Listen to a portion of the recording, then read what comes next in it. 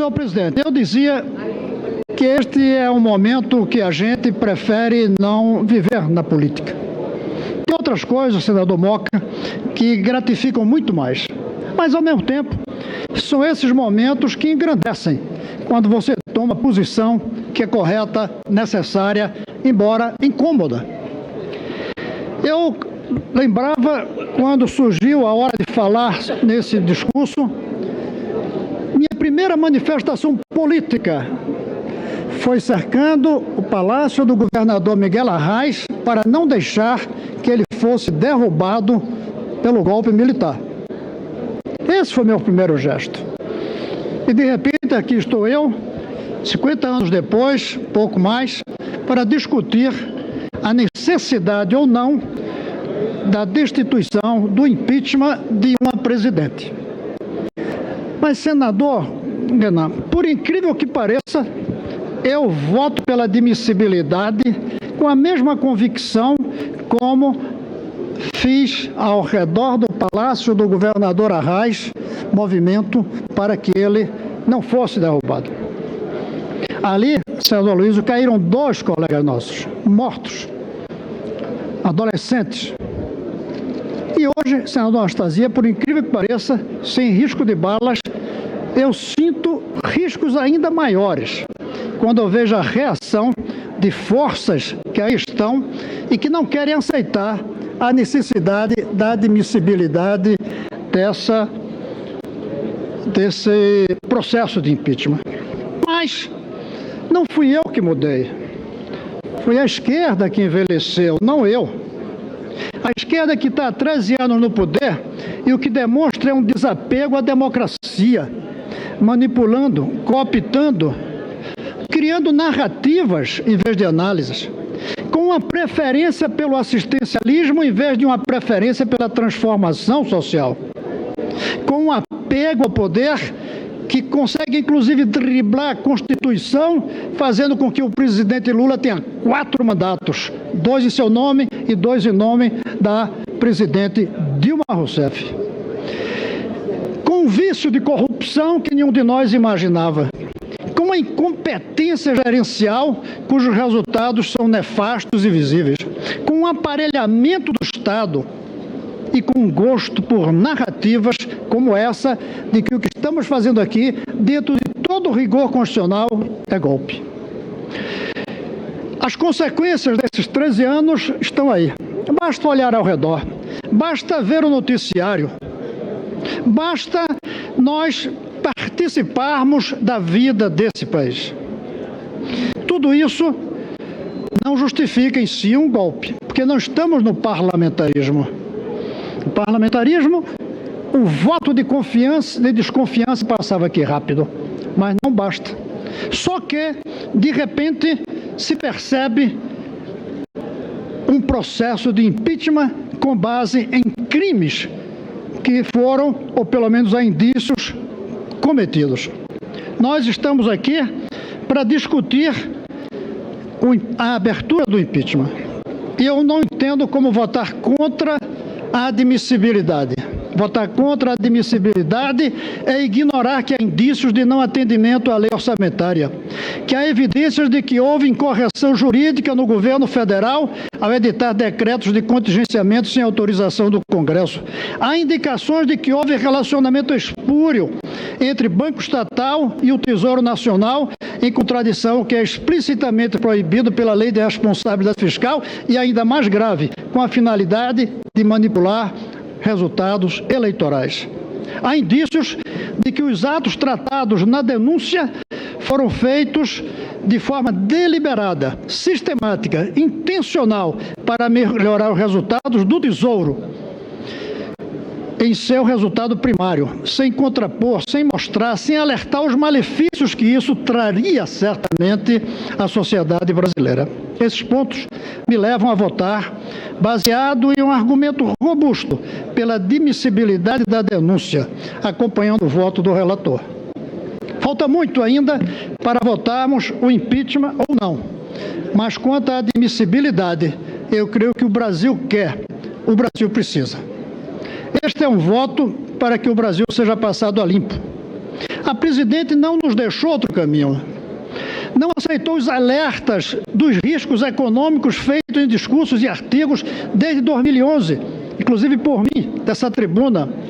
Não considerou o cuidadoso trabalho de audiência que fizemos em 2014 sobre a contabilidade criativa, mostrando já ali, senadora Marta, o crime de responsabilidade em execução desde o seu início. Isso está publicado, deputado Jungmann. Não ouviu quando, em 2015, junto com outros senadores, fomos a ela e lhe dissemos pessoalmente que ela precisava mudar. Nada disso adiantou. Ela não nos deixou outro caminho. Tampouco levou em conta que a sua eleição comprometeu as finanças e a economia do país. E o senador Ferraz é um dos que alertou isso muitas vezes. Este meu voto é um voto técnico, pela incompetência como a economia e a gestão foram administradas. É um voto político, pela análise dos rumos tomados pelo país no passado e do destino que nos ameaça no futuro. É um voto contra o estelionato eleitoral e a arrogância no exercício do poder no lugar daquilo que deveria ser diálogo. É um voto moral contra a corrupção generalizada, contra o saqueio da Petrobras e dos fundos de pensão. Mas é, sobretudo, para ficar restrito à Constituição, um voto jurídico pela abertura do julgamento de crimes de responsabilidade. O Brasil precisa sair da marcha da decadência em que está.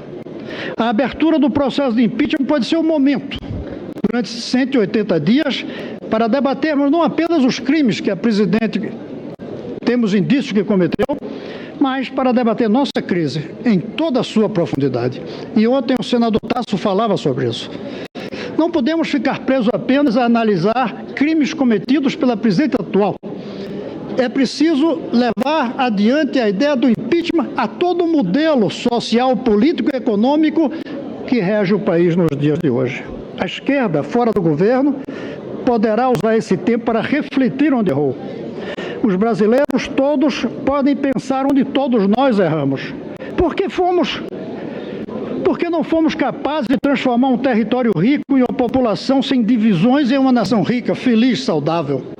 Porque não fizemos as reformas necessárias na política, no fisco, na educação. Porque não fortalecemos a democracia preferindo comprar parlamentares com mensalão e movimentos sociais com financiamento de projeto.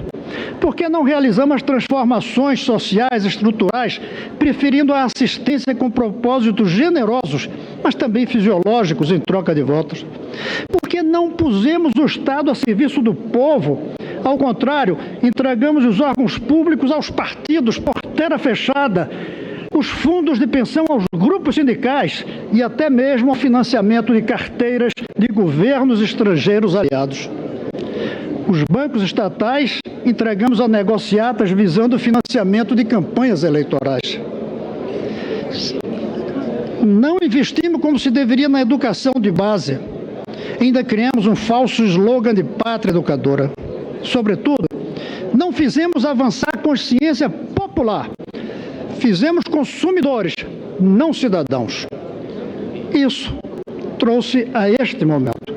Trouxe ao momento em que temos de fazer algo que eu creio que nenhum de nós deseja: avaliar, analisar, julgar e talvez fazer o impeachment. Nenhum deve querer isso, até porque é um fracasso de todos nós e não só da presidente e seu governo. Erramos muito.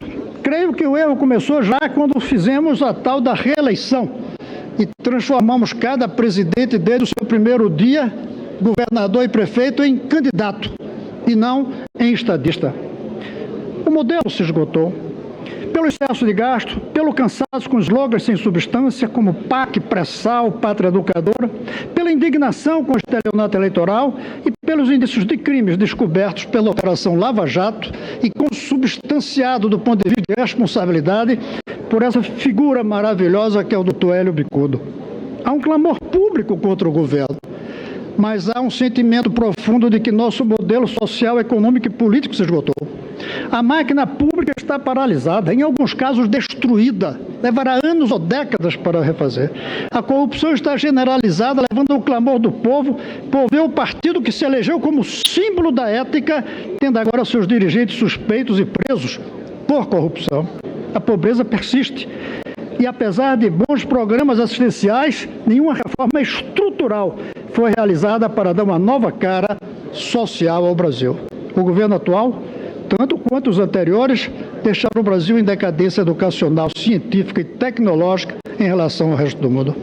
Nenhuma reforma foi proposta com a finalidade de mudar o vergonhoso quadro da vida política, sem partidos de fato e com excesso de siglas, sem utopias, com campanhas milionárias, um sistema legislativo inoperante e inconfiável. O resultado é um processo de judicialização que desorganiza o processo democrático e envergonha todos nós, como nesses últimos dias. Voto hoje pela necessidade de fazer renascer as propostas de uma revolução social que foi corrompida e soterrada por uma esquerda que se acomodou, se acovardou, vive de narrativas ilusórias e não da verdade transformadora. E não venham dizer que eu mudei daquela passeata para salvar Miguel Arraes da cassação para o meu discurso de hoje de aceitar a abertura do processo. O mundo mudou, a esquerda envelheceu, mas eu continuo com os mesmos sonhos. Desta vez, nenhuma bala passará perto de mim como naquele dia. Não terei de me esconder por dias, nem me exilar fora do país por quase uma década. As liberdades continuarão plenas, mas o risco, senador Renan, pode ser até maior. É o risco de perder apoios, simpatia, reconhecimento das pessoas que formavam, já começo a falar no plural, o meu círculo mais próximo de apoio político. Não haverá balas, mas tem havido agressões, mentiras, infâmias. O Senado é dividido por bancadas. Tem bancada de empresários, de religiosos, tem bancadas de sindicalistas. A minha bancada é a bancada dos professores, dos estudantes, dos cineastas, dos cientistas, dos artistas intelectuais. A minha bancada é a bancada da inteligência. E, lamentavelmente, a inteligência brasileira não está querendo usar a inteligência para pensar o novo. Está viciada, comprometida e sem querer avançar. Eu voto com a tristeza do momento, mas voto com a esperança de que nós possamos, a partir dessa catástrofe produtiva, criativa, debatermos o futuro do Brasil, o futuro das forças progressistas, e não das siglas que se dizem progressistas, e não das pessoas que fazem parte de uma esquerda antiquada, superada e saudosista. Eu voto pela abertura do processo, deixando em aberto qual vai ser a decisão quando nós analisarmos o centro do assunto e chegarmos à conclusão de que sim, houve crime e de que eu vou saber explicar esse crime para o povo entender. Porque se não formos capazes disso, de nenhuma maneira será golpe, está na Constituição. Mas se não explicarmos bem, vai ter um cheirinho de golpe. E isso não é bom para a democracia. Senador, hoje não é o fim de um processo, hoje é o começo. E eu vou continuar nele com a mesma responsabilidade de todos esses anos que a vida, por alguma circunstância, me levou à política. Era isso, senhor presidente.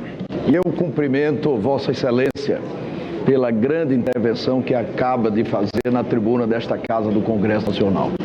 Eu vou conceder a palavra à próxima oradora inscrita, que é a senadora